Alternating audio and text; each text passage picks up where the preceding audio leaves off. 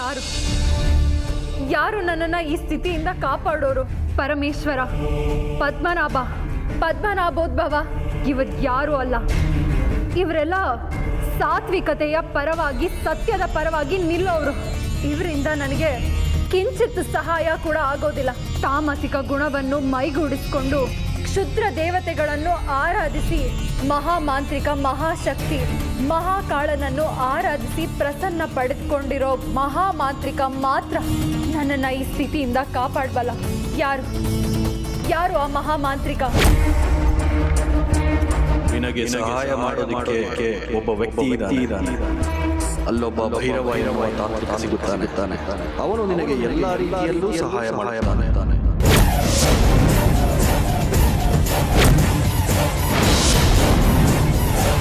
ಹೌದು, ಶತ್ರುವಿನ ಶತ್ರು ಮಿತ್ರ ಅನ್ನೋದು ಅಂದಿಗೂ ಇಂದಿಗೂ ಸತ್ಯ.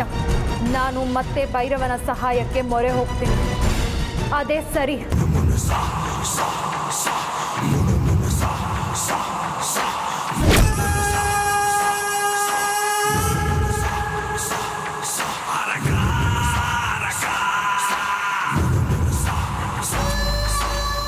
ನನ್ನ ಶಕ್ತಿ ಸಾಮರ್ಥ್ಯದ ಮೇಲೆ ನನಗೆ ಅಸಹನೆ, ಅಸಮಾಧಾನ ಮೂಡಿದೆ. ಆಗ ಮಣಿ ಪಡೆಯೋ ಯಾವ ಪ್ರಯತ್ನದಲ್ಲೂ ನಾನು ಪ್ರತಿ ಕ್ಷಣ, ಪ್ರತಿ ದಿನ, ಪ್ರತಿ ಹೆಜ್ಜೆಯಲ್ಲೂ ಸೋತಿದ್ದೀನಿ. ಸೋಲು ನನಗೆ ಸಾವಿನ ಸಮಾನ. ಆ ಸೋಲು ನನ್ನನ್ನ ಇನ್ನಿಲ್ಲದಂತೆ ಕಾಡ್ತಾ ಇದೆ. ಈ ಜಿಗುಪ್ಸೆಯ ಜಗಮಗದ ಜಗತ್ತಿನಲ್ಲಿರೋದಕ್ಕಿಂತ ಈ ಜಗತ್ತನ್ನ ಬಿಡುವುದೇ ಸೂಕ್ತ ಮಾರ್ಗ. ಅದಕ್ಕೆ ಈ ಅಗ್ನಿ ನಿರ್ಗಮನ ವಿದ್ಯೆಯ ಪ್ರಯೋಗ. ಜೈ ಮಹಾಕಾಲ. ಭೈರವ, ನನ್ನ ಪಾಲಿನ ತ್ರಿಮೂರ್ತಿ ನೀನೆ. ನನ್ನ ಪಾಲಿನ ಜೀವ ರಕ್ಷಕ ನೀನೆ. ದಯವಿಟ್ಟು ನನ್ನನ್ನು ಈ ಬಂಧನದಿಂದ ಮುಕ್ತಿಗೊಳಿಸು.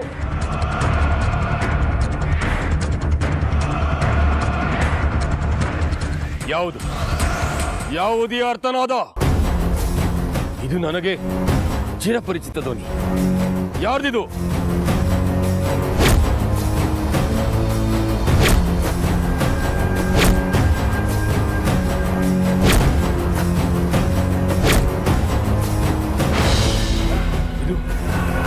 ಇದು ಆ ಶಿಲಾಬಾಲಕಿಯ ಧ್ವನಿ, ಅಂದ್ರೆ ಊರ್ಮಿಳಾ ಧ್ವನಿ. ಭೈರವ, ನೀನ್ ನನ್ನನ್ನು ಈ ಸ್ಥಿತಿಯಿಂದ ಕಾಪಾಡಿದ್ರೆ ನಾನು ಆ ಜನ್ಮ ಪರ್ಯಂತ ಋಣಿಯಾಗಿರ್ತೀನಿ. ದಯವಿಟ್ಟು ನನ್ನನ್ನು ಕಾಪಾಡು. ಊರ್ಮಿಳಾ ಯಾವ ಅಪಾಯದಲ್ಲಿದ್ದಾಳೆ?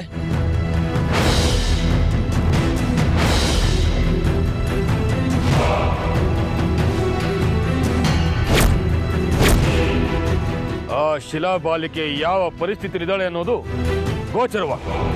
ಜೈ ಮಹಾಕಾಲ.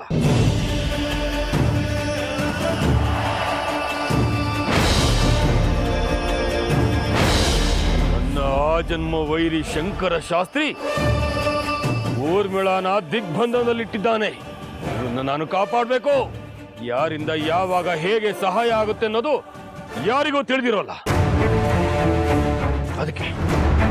ಅದಕ್ಕೆ ಊರ್ಮಿಳಾನ ಕಾಪಾಡಬೇಕು. ಜೈ ಮಹಾಕಾಲ. ಅಯ್ಯೋ, ನನ್ನ ಕೂಗುವ ಭೈರವನಿಗೆ ಕೇಳಿಸ್ತೋ ಇಲ್ವೋ ಗೊತ್ತಾಗ್ತಾ ಇಲ್ವಲ್ಲ. ಕೇಳಿಸಿದ್ರೆ ಇಷ್ಟೊತ್ತಿಗಾಗ್ಲೇ ಅವನಿಲ್ಲಿಗೆ ಬಂದಿರೋನು.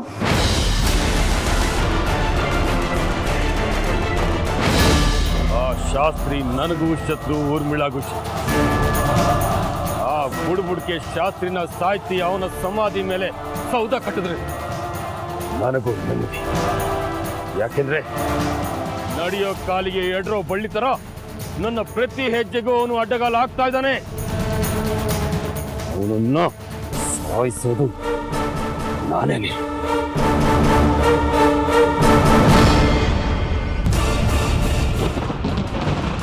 ಇದೇನಿದು? ಇದ್ದಕ್ಕಿದ್ದ ಹಾಗೆ ಪರಿಸರದಲ್ಲಿ ಇಂಥ ಬದಲಾವಣೆ. ಇದು ತಾಮಸಿಕ ಶಕ್ತಿಯ ಆಗಮನದ ಸೂಚನೆ. ಅಂದ್ರೆ ನನ್ನ ಸಹಾಯಕ್ಕೆ ಭೈರವ ಬಂದಾಯ್ತು.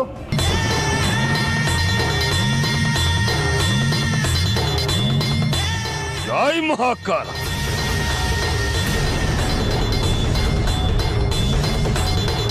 ಬಾಬಾ, ದಯವಿಟ್ಟು ನನ್ನನ್ನು ಈ ಬಂಧನದಿಂದ ಬಿಡಿಸಿ.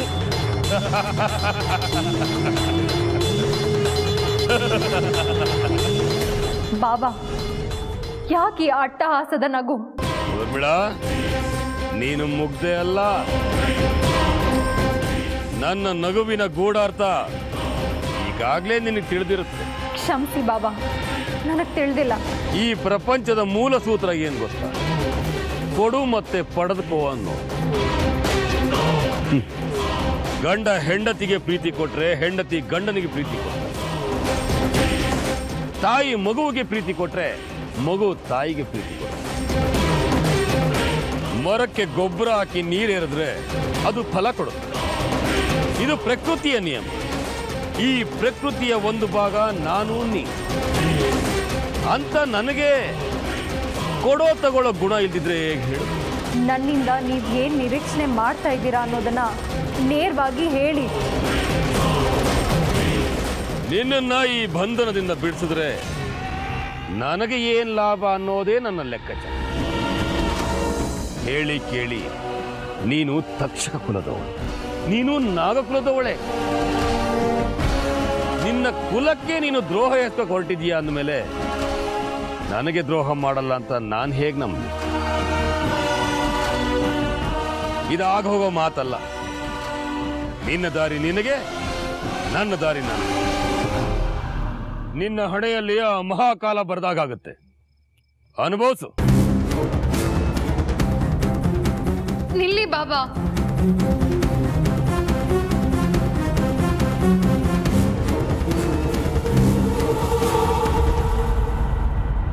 ಆ ಅಮೃತ ನನ್ನ ಕುಲದವಳಾಗಿದ್ರು ಸಹ ನನ್ನ ಆ ಜನ್ಮ ವೈರಿ. ನನ್ನ ಅರ್ಜುನ್ನ ನನ್ನಿಂದ ದೂರ ಮಾಡಿದವಳು. ಅದಕ್ಕೆ ಅವಳಿಗೆ ದ್ರೋಹ ಎಸಗಿದ್ದು. ನೀವು ನನಗೆ ಈ ವಿಷಯದಲ್ಲಿ ಸಹಾಯ ಮಾಡಿದ್ರೆ ನಾನು ನೀವು ಹೇಳ್ದಾಗೆ ಕೇಳ್ತೀನಿ. ನಿಮಗೆ ಈ ಜನ್ಮದಲ್ಲ, ಮುಂದಿನ ಎಲ್ಲ ಜನ್ಮದಲ್ಲೂ ಋಣಿಯಾಗಿರ್ತೇನೆ. ಇದು ನನ್ನ ತಕ್ಷಕ ನಾಗದೇವನ ಮೇಲೆ ಆಣೆ.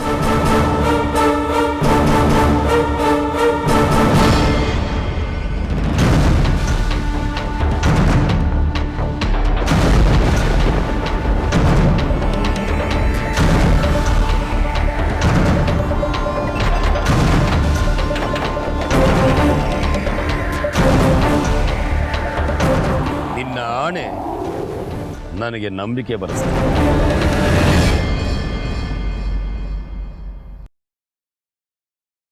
ಜೈ ಮಹಾಕಾಲ.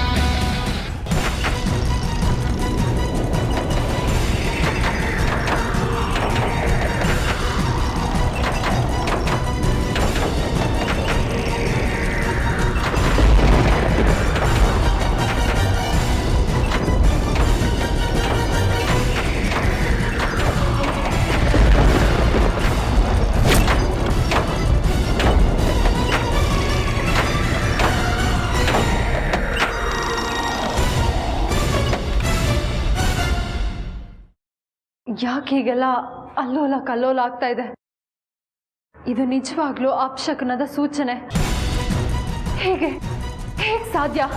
ನಾನು ಮಣಿ ರೂಪದಲ್ಲಿರೋದು ನನ್ನ ಶತ್ರುಗಳಾದ ವಿಷ್ಣು, ಭೈರವ, ರುದ್ರ. ಇವ್ರು ಯಾರಿಗೂ ಗೊತ್ತಿಲ್ಲ.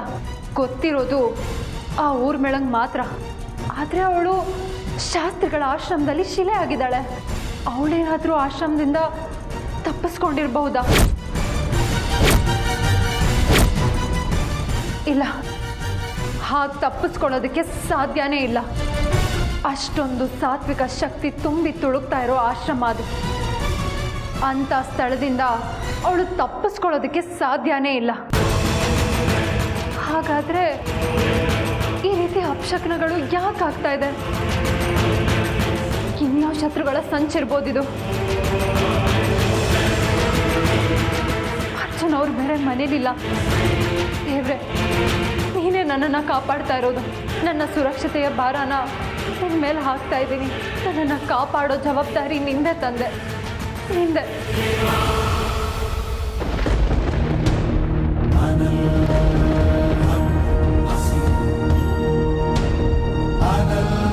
ಏನಿವತ್ತು ಯಾವತ್ತೂ ಆಗದೆ ಇರೋ ಥರದ ಅನುಭವ ಆಗ್ತಾ ಇದೆಯಲ್ಲ, ಯಾವುದ್ರ ಸೂಚನೆ ಇದು? ಎಲ್ಲೋ ಏನೋ ಅಪಾಯ ಆಗ್ತಾ ಇದೆ ಅಂತ ಅನಿಸ್ತಾ ಇದೆ, ಆದರೆ ಎಲ್ಲಿ ಏನು ಅಂತ ಗೊತ್ತಾಗ್ತಾ ಇಲ್ಲ. ಆಶ್ರಮದಲ್ಲಿ ಊರ್ಮಿಳ ಏನಾದರೂ ತಪ್ಪಿಸ್ಕೊಳ್ಳೋ ಪ್ರಯತ್ನ ಮಾಡ್ತಾ ಇರ್ಬೋದಾ?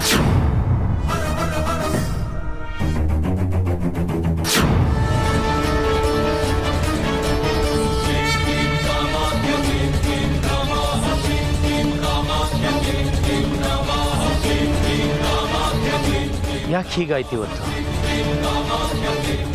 ಈ ಜಾಗದಲ್ಲಿ ಎಷ್ಟೋ ಸಾರಿ ಕತ್ಲಿನಲ್ಲಿ ದೀಪನೂ ಇಲ್ಲದೆ ಓಡಾಡಿದ್ದೀನಿ, ಏನು ಸಮಸ್ಯೆ ಆಗಿರಲಿಲ್ಲ. ಈ ಹಗಲೊತ್ತಿನಲ್ಲಿ ಹೀಗೆ ಎಡವ್ತಾ ಇದ್ದೀನಲ್ಲ, ಯಾಕೆ ಹೀಗಾಗ್ತಾ ಇದೆ?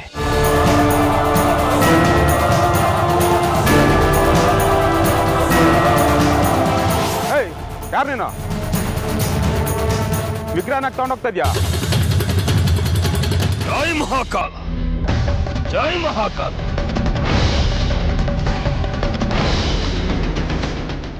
ಜೈ ಮಹಾಕಾಲ.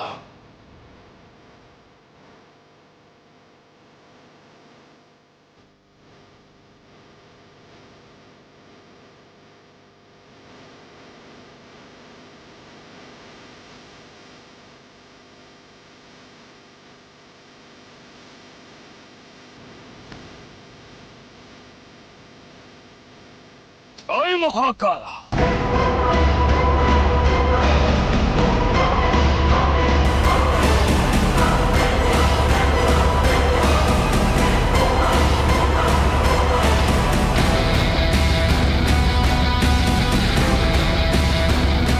ಯಾಕೆ ಇವತ್ತು ಹೀಗಾಗ್ತಾ ಇದೆ?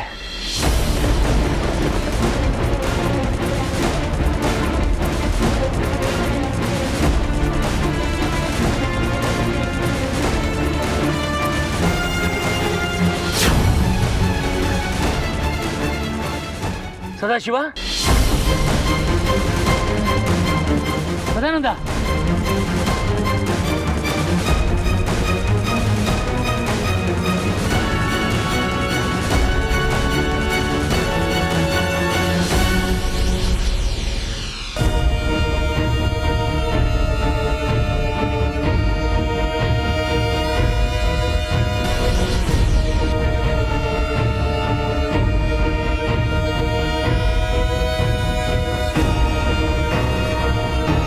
ಸದಾಶಿವ, ಏನಾಯ್ತು ನಿಮಗೆ? ಯಾಕೆ ಹೀಗೆ ಬಿದ್ದಿದ್ರಿ? ಅದು ಏನಾಯ್ತಪ್ಪ? ಅದೇನಾಯ್ತು ಅಂತ ಹೇಳು. ಅದು ಒಬ್ಬ ಮಾಂತ್ರಿಕ ಬಂದಿದ್ದ. ಮಾಂತ್ರಿಕ ಬಂದಿದ್ದ?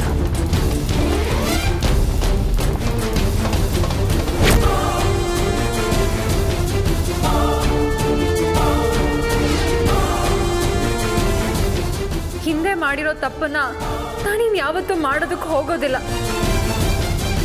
ದಯವಿಟ್ಟು ನನ್ನ ಈ ಬಂಧನದಿಂದ ಬಿಡಿಸಿ. ಈ ಹಿಂಸೆನ ನನ್ನ ಕೈಯಲ್ಲಿ ಸಹಿಸೋದಕ್ಕೆ ಆಗೋದಿಲ್ಲ.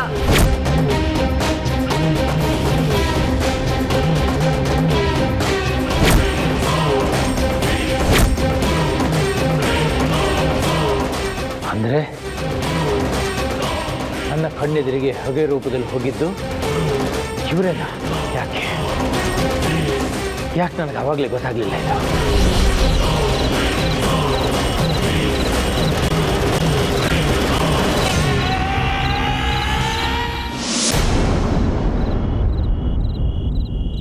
ಈ ಭೈರವ ಏನ್ ಮಾಡ್ತಾ ಇದ್ದಾನೆ ಅನ್ನೋದು ನನಗೆ ತಿಳಿತಾ ಇಲ್ಲ. ಬಾಬಾ, ಏನ್ ಮಾಡ್ತಾ ಇದ್ದೀರಾ ನೀವು? ಯಾಕೆ ಕಣ್ಣು ಕಾಣಿಸ್ತಾ ಇಲ್ವಾ? ಧ್ಯಾನ ಮಾಡ್ತಾ ಇದ್ದೀನಿ. ನನ್ನನ್ನು ಹೀಗೆ ಬಿಟ್ಟು ನೀವು ಹೀಗೆ ಧ್ಯಾನ ಕೂತ್ರೆ ಏನ್ ಅರ್ಥ ಅಂತ? ಅದು ಅಷ್ಟು ಸುಲಭ ಅಲ್ಲ ಊರ್ಮಿಳ. ಯಾಕೆ ಸುಲಭ ಅಲ್ಲ? ಆ ಶಾಸ್ತ್ರಿ ಹಾಕಿದ ದಿಗ್ಬಂಧವನ್ನು ಮುರಿಯೋದು ಅಷ್ಟು ಸುಲಭದ ಮಾತಲ್ಲ. ಅದಕ್ಕೆ ಸಾಕಷ್ಟು ತಯಾರಿಗಳನ್ನ ಮಾಡ್ಕೋಬೇಕು. ನೀವು ತಾಂತ್ರಿಕ ಜಗತ್ತಿನ ಮಹಾಮಾಂತ್ರಿಕ. ನಿಮ್ಮಿಂದ ಆಗದೆ ಇರೋ ಕೆಲಸ ಈ ಪ್ರಪಂಚದಲ್ಲಿ ಯಾವುದೂ ಇಲ್ಲ. ಹಾಗೆ ಆ ಶಾಸ್ತ್ರಿ ಹಾಕಿರೋ ದಿಗ್ಬಂಧನನ ಗರ್ಕೆ ಮುರಿದಾಗೆ ಸುಲಭವಾಗಿ ಮುರಿತೀರ. ಅದು ನನಗೆ ಚೆನ್ನಾಗಿ ಗೊತ್ತಿದೆ. ದಯವಿಟ್ಟು ನಿಮ್ಮ ಕೈ ಮುಗಿದು ಕೇಳ್ಕೊತೀನಿ, ನನ್ನನ್ನು ನನ್ನ ಮೂಲ ರೂಪಕ್ಕೆ ತನ್ನಿ ಬಾಬಾ. ನೀನು ಇದೇ ಸ್ಥಿತಿಯಲ್ಲಿ ಇರಬೇಕು. ಮುಂದೆ ಅಗತ್ಯ ಬಿದ್ದಾಗ ನೋಡೋಣ. ಜೈ ಮಹಾಕಾಲ್. ಬಾಬಾ, ದಯವಿಟ್ಟು ನನ್ನ ಮೂಲ ರೂಪಕ್ಕೆ ತನ್ನಿ. ನಿಮ್ಮ ಕಿಂಕರಳಾಗಿ ಆ ಜನ್ಮ ಪರ್ಯಂತ ಇರ್ತೀನಿ.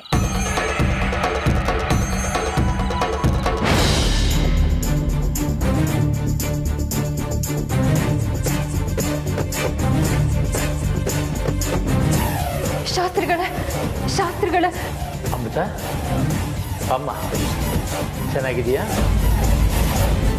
ಯಾಕಿಷ್ಟು ಗಾಬರಿ ಆಗಿದೆಯಾ? ಏನಾಯ್ತು, ಏನಾಗ್ತಾ ಇದೆ ಅನ್ನೋದು ನನಗೆ ಗೊತ್ತಾಗ್ತಾ ಇಲ್ಲ ಶಾಸ್ತ್ರಿಗಳೇ. ಆದ್ರೆ ಏನೋ ಒಂದು ತಳಮಳ, ಏನೋ ಒಂಥರ ಆತಂಕ ಮನಸ್ಸಲ್ಲಿ.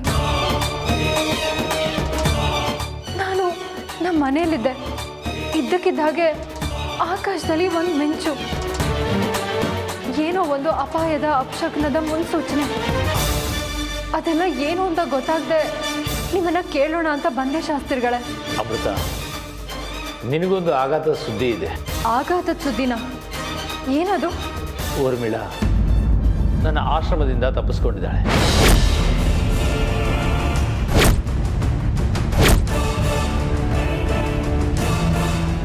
ಏನು ಹೇಳ್ತಾ ಇದ್ದೀರಾ ಶಾಸ್ತ್ರಿಗಳೇ?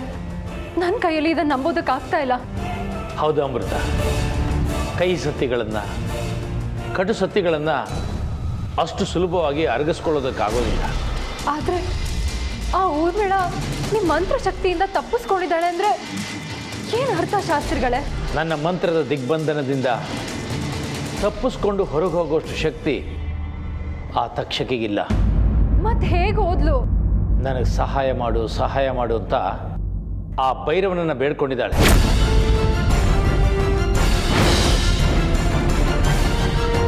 ಅವನಿಲ್ಲಿ ಬಂದು ನನ್ನ ಮಂತ್ರದ ದಿಗ್ಬಂಧನದಿಂದ ಅವಳನ್ನ ಬಿಡಿಸ್ಕೊಂಡು ಕರ್ಕೊಂಡೋಗಿದ್ದಾನೆ. ಶಾಸ್ತ್ರಿಗಳೇ, ಅವಳು ನಿಮ್ಮ ದಿಗ್ಬಂಧನದಲ್ಲಿದ್ದಾಳೆ. ಅವಳಿಂದ ನನಗೆ ಯಾವ ಅಪಾಯನೂ ಇಲ್ಲ ಅಂತ ನಾನು ಸಂತೋಷವಾಗಿದ್ದೆ. ಆದರೆ ಅವಳೀಗ ಇಲ್ಲಿಂದ ತಪ್ಪಿಸ್ಕೊಂಡಿದ್ದಾಳೆ. ಇನ್ನು ಏನೇನು ಅನಾಹುತಗಳನ್ನ ಮಾಡ್ತಾಳೋ ಅನ್ನೋ ಆತಂಕ ನನಗೆ ಕಾಡ್ತಾ ಇದೆ ಶಾಸ್ತ್ರಿಗಳೇ. ನನ್ನನ್ನು ಕ್ಷಮಿಸು ಅಮೃತ. ನೀವು ಯಾಕೆ ಕ್ಷಮೆ ಕೇಳ್ತಾ ಇದ್ದೀರಾ? ನಾನು ಇನ್ನೂ ಸ್ವಲ್ಪ ಎಚ್ಚರಿಕೆಯಿಂದ ಇದ್ದಿದ್ರೆ ಅವಳು ಇಲ್ಲಿಂದ ತಪ್ಪಿಸ್ಕೊಂಡು ಹೋಗೋದಕ್ಕೆ ಆಗ್ತಾ ಇರಲಿಲ್ಲ. ಇದಕ್ಕೆಲ್ಲ ಕಾರಣ ಆ ಭೈರವ. ಅವನ ಸೊಕ್ಕನ್ನ ನನ್ನ ಎಡಗಾಲಿಂದ ಮೆಟ್ಟಿ ಆ ತಕ್ಷಕಿನ ಮತ್ತೆ ನಿಮ್ಮ ವಶಕ್ಕೆ ಒಪ್ಪಿಸ್ತೀನಿ. ಇಲ್ಲ ಅಮೃತ,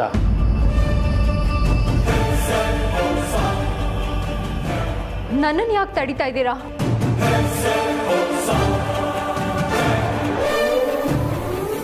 ನೀನೊಬ್ಬಳೇ ಈಗ ಆ ಭೈರವನನ್ನ ಎದುರಿಸಲಾರೆ. ಅಂದ್ರೆ ನನ್ನ ನಾಗಶಕ್ತಿಯ ಮೇಲೆ ನಿಮ್ಗೆ ಅನುಮಾನನಾ? ನಿನ್ನ ಶಕ್ತಿ ಸಾಮರ್ಥ್ಯದ ಮೇಲೆ ನನಗೆ ಅನುಮಾನ ಇಲ್ಲ. ಆ ಭೈರವ ನಮ್ಮ ಆಶ್ರಮದ ಒಳಗೆ ಬಂದು ಮಂತ್ರದ ದಿಗ್ಬಂಧನಲ್ಲಿದ್ದ ಆ ಊರ್ಮಿಳನ್ನ ಬಿಡಿಸ್ಕೊಂಡು ಹೋಗೋ ಉದ್ದಟನ ತೋರಿಸ್ತಾನೆ ಅಂದರೆ ಅವನ ಶಕ್ತಿ ಸಾಮರ್ಥ್ಯಗಳು ಇಮ್ಮಡಿ ಆಗಿರಲೇಬೇಕು. ಅದು ಅಲ್ಲದೆ ಪ್ರಕೃತಿಲಿ ಅಪಾಯದ ಮುನ್ಸೂಚನೆ ಕಾಣ್ತಾ ಇದೆ. ಅವರು ಏನೇ ಮಾಡಿದರೂ ನಾಗಮಣಿಗೋಸ್ಕರನೇ ಮಾಡಿರೋದು. ನಾಗಮಣಿ ಉಳಿಬೇಕು ಅಂದರೆ ಮೊದಲು ನೀನು ಸುರಕ್ಷಿತವಾಗಿರಬೇಕು. ನನ್ನ ರೋಷಾಗ್ನಿಯ ಶಕ್ತಿ ಎಂಥದ್ದು ಅಂತ ನಿಮಗೆ ಗೊತ್ತು. ಅದರಲ್ಲಿ ಅವನನ್ನು ಸುಟ್ಟಾಕಿ ಅವಳನ್ನು ಇಲ್ಲಿಗೆ ಎಳ್ಕೊಂಡು ಬರ್ತೀನಿ. ನಮ್ಮ ಶಕ್ತಿ ಸಾಮರ್ಥ್ಯ ಎಷ್ಟೇ ಇದ್ದರೂ ಸಹ ಸಮಯ ಸಂದರ್ಭಗಳು ಅದಕ್ಕೆ ಪೂರಕವಾಗಿರಬೇಕು. ಅದನ್ನು ಅರ್ಥ ಮಾಡ್ಕೊಬೇಕು. ನನಗೆ ನಿನ್ನನ್ನು ಆ ನಾಗಮಣಿನ ಕಾಪಾಡಿಕೊಳ್ಳೋದಷ್ಟೇ ಮುಖ್ಯ. ಯಾಕೋ ನಮ್ಮ ಸಮಯ ಕೆಟ್ಟಿರುವಾಗ ಕಾಣಿಸ್ತಾ ಇದೆ ಅಮ್ಮ. ಅದಕ್ಕೆ ಆ ಊರ್ಮಿಳ ನಮ್ಮ ದಿಗ್ಬಂಧನದಿಂದ ತಪ್ಪಿಸ್ಕೊಂಡಿರೋರು. ನನ್ನ ಮಾತನ್ನು ಕೇಳು. ನೀನೀಗ ಮನೆಗೆ ಹೋಗು. ಆ ಊರ್ಮಿಳನ ವಾಪಸ್ಸು ನನ್ನ ವಶಕ್ಕೆ ಹೇಗೆ ಪಡ್ಕೊಳ್ಳೋದು ಅನ್ನೋದ್ರ ಬಗ್ಗೆ ನಾನು ಯೋಚನೆ ಮಾಡ್ತೀನಿ. ಸರಿ ಶಾಸ್ತ್ರಿಗಳೇ, ನಾನು ಹೋಗಿ ಬರ್ತೀನಿ. ಒಳ್ಳೇದಾಗುತ್ತಮ್ಮ, ಹೋಗ್ಬಾ.